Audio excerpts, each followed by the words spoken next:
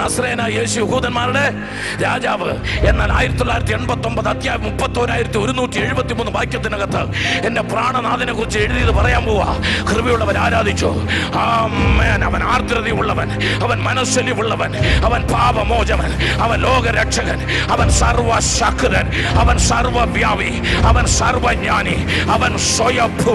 അണ്ടകടാകങ്ങളെ സൃഷ്ടിച്ചവൻ, ആകാശത്തെ കൈകൊണ്ട് വിരിച്ചവൻ, സപ്തസാഗരങ്ങൾക്ക് പഞ്ചസാര മണൽ കൊണ്ട് അതിര് നിശ്ചയിച്ചവൻ, ഇരുന്നവൻ, ഇരിക്കുന്നവൻ, വരുന്നവൻ, ആൽഫയും ഒമേഗയും, ആദ്യനും അന്ത്യനും, ഭൂരാജാക്കന്മാർക്ക് അധിപതി, നിത്യ നിയമത്തിന്റെ രക്തത്താൽ ആടുകൾക്ക് വേണ്ടി ജീവനെ കൊടുത്ത കാവട്യമറ്റ കനക കോമളൻ, കരുണാശീതളൻ, വയോധികനായ പിന്നി ശിശു, അഗ്നിജ്വാലയ്ക്കൊത്ത കണ്ണുള്ളവൻ, മാറത്ത് പങ്കച്ചു കെട്ടിയവൻ, നിലവിളക്ക് നടുവിൽ നിലയങ്കി ധരിച്ചവൻ, വെള്ളോടിൽ സദൃശമായി കാലുള്ളവൻ, പെരുവെള്ളത്തിന്റെ ഇരച്ചിൽ പോലെ ശബ്ദമുള്ളവൻ, ഇരുവയറ്റിന് മൂച്ചുള്ള വായിൽ നിന്ന് പുറപ്പെടുന്നവൻ.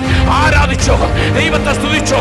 ഊഴിയിലെ പൂഴിയെ നാഴിയിൽ എടുത്തവൻ, പർവ്വതങ്ങളെ വെള്ളിക്കോൽ കൊണ്ട് അളക്കുന്നവൻ, പർവ്വതങ്ങളെ തുലാസിൽ തൂക്കുന്നവൻ, 7 സമുദ്രത്തിലെ വെള്ളത്തെ ഉള്ളംകൈയിൽ കോരുന്നവൻ, ആകാശത്തിന്റെ പരിമാണത്തെ ചാണുകൊണ്ട് അളക്കുന്നവൻ. ആരാധിച്ചോ.